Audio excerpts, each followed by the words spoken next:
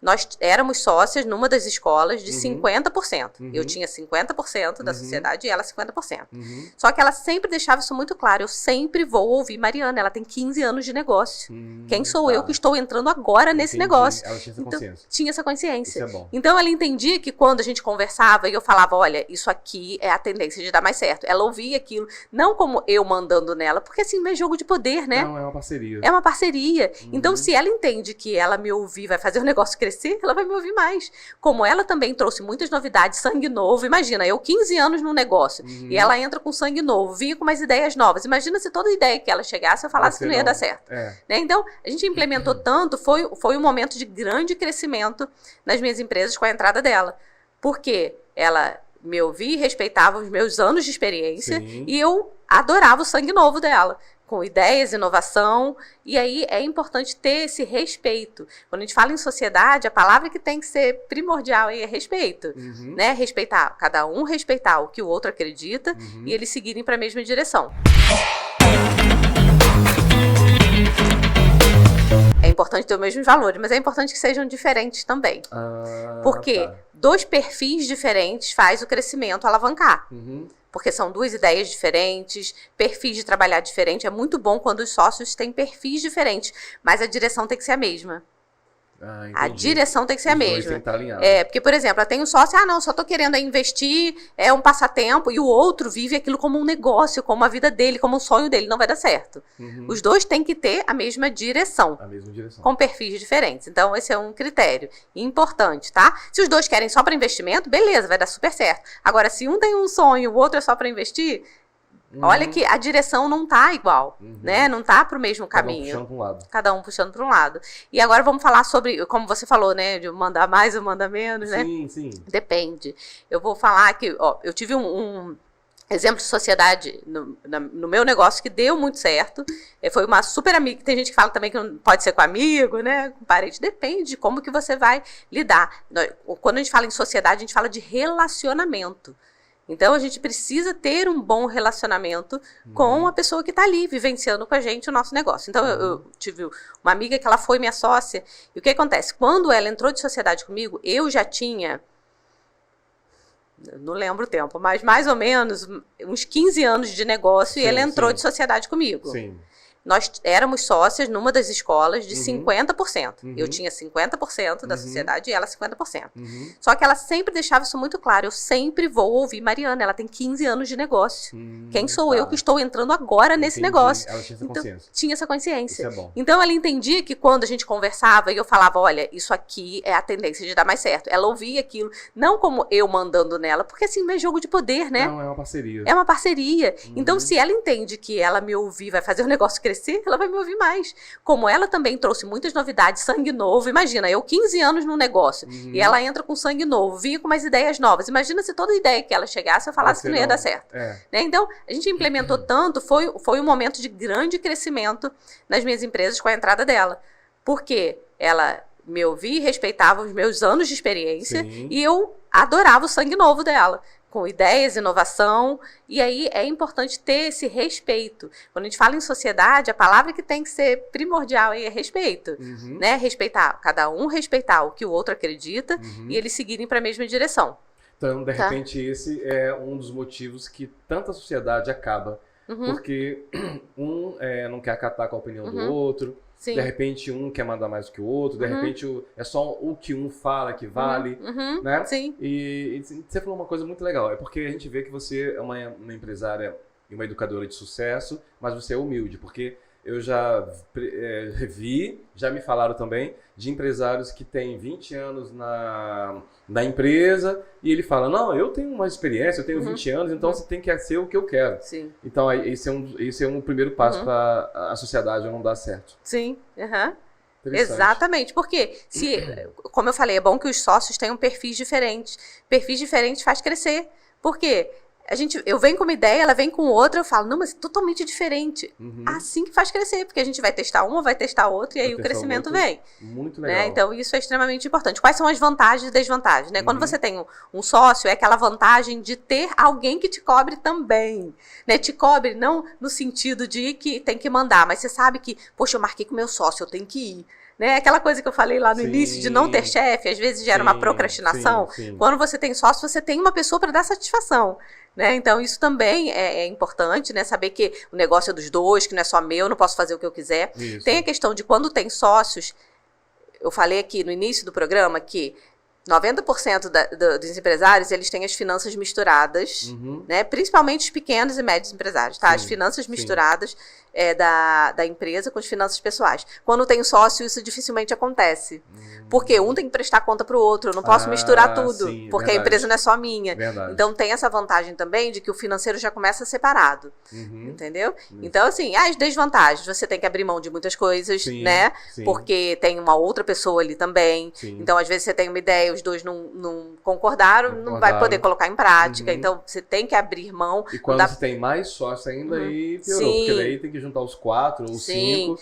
Então assim, os valores têm que estar bem compatíveis, e assim, pessoas têm valores diferentes, então não dá para ser exatamente a sua cara, a empresa, né? Tem que ser a cara ali dos dois, não dá para ser né, daquela forma que você talvez planejou ou gostaria que fosse. E a vantagem, às vezes, de ter um sócio é o que você falou. Às vezes ele vem com sangue novo, traz uma proposta diferente que você não pensou. Sim, exatamente.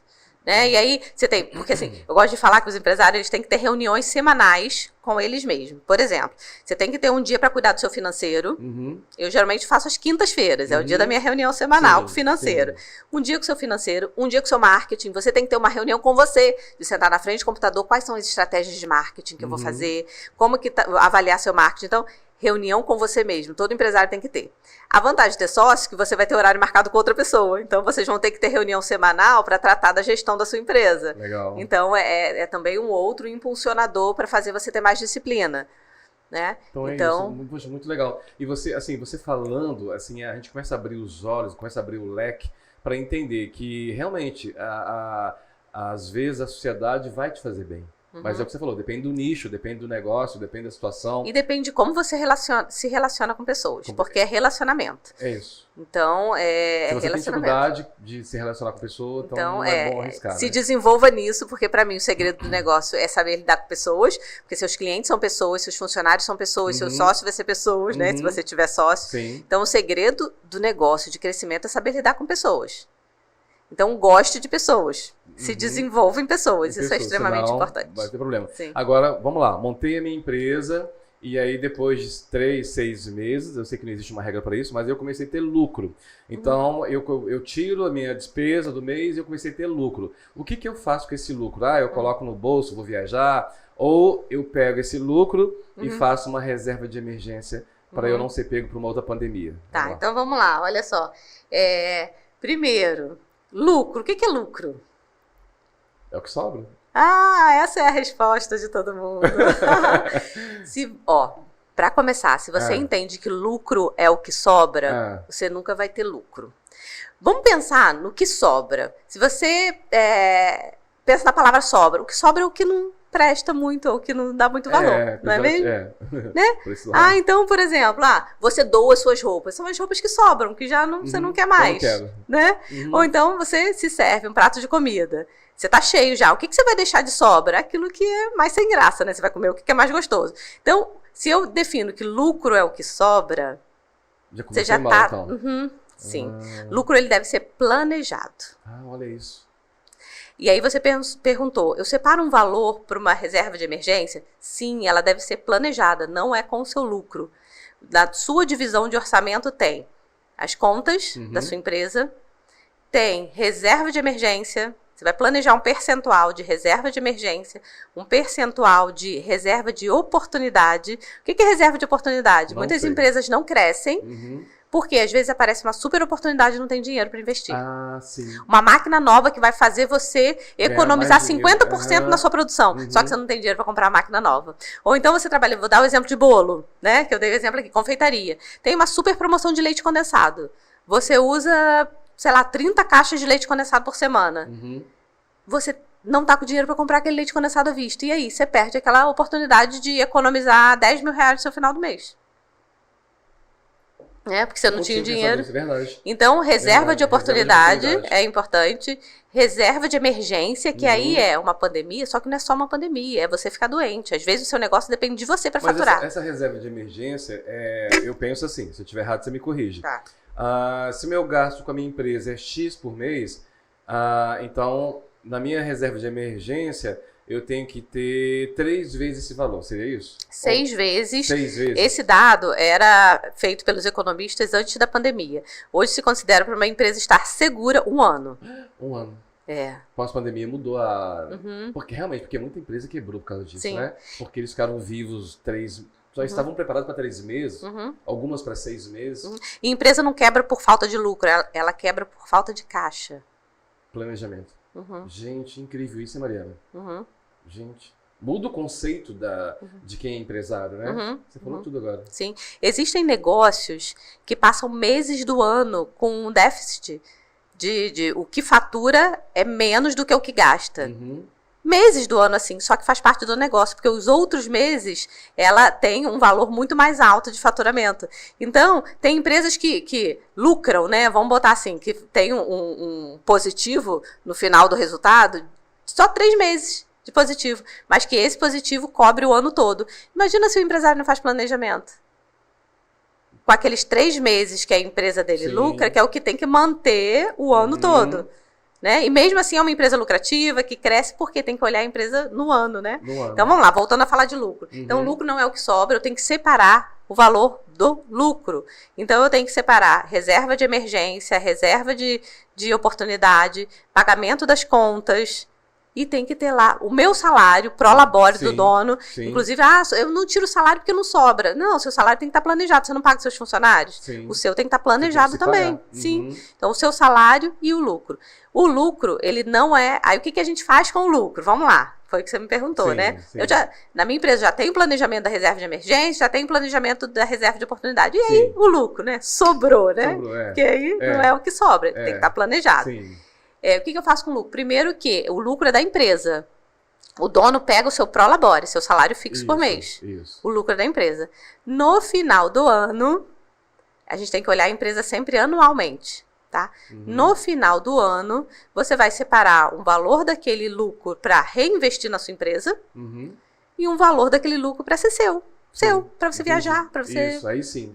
Exato. Puxa, incrível. Né? Incrível isso. Tem muitas empresas que pegam o lucro e reinvestem todo na empresa de novo para o crescimento dela. Tem empresários que pegam o lucro todo para eles. Eu não vou investir no crescimento da minha empresa esse ano em maquinário, nem pega o lucro todo para ele. Só que essa empresa já vai entrar o ano com uma reserva de emergência, já vai entrar o ano com a reserva de segurança. Lucro é uma outra coisa. Entendi. Então, na verdade, então eu aprendi com você agora. O lucro não é o que sobra. Na verdade, a reserva de emergência ou de oportunidade tem que estar no planejamento. E aí, depois disso, aí sim, aí é o lucro. Sim, exatamente. Que também você já pode pensar no seu negócio planejando o lucro. Porque, por exemplo, quando você vai vender esse copo aqui, aí você tem que ver quanto que ele custou para você comprar, para produzir, pagar o salário, a lucratividade que eu quero ter nele também, a reserva de emergência que vai vir dele, vem tudo da venda do seu produto. Por isso que a precificação muitas vezes está incorreta, porque não tem reserva ali na precificação, não tem o lucro na precificação.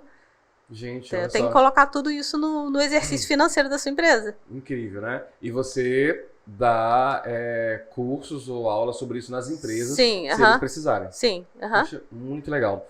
E, assim, nosso tempo tá acabando, né, Léo? Passa tão rápido, né? Tem tanta coisa para falar com a Mariana e a gente vai te convidar para você voltar aqui de novo. Vamos sim, vai ser uma honra. Foi muito legal, passou tão rápido, né? Sim, A gente foi conversando, passou rápido pra caramba. Né? Tem tanto assunto, né? A gente vai falando. Vai falando, né? E você fala muito bem. Vai encantando a gente, igual uma sereia, a gente vai ouvindo. Muito obrigada.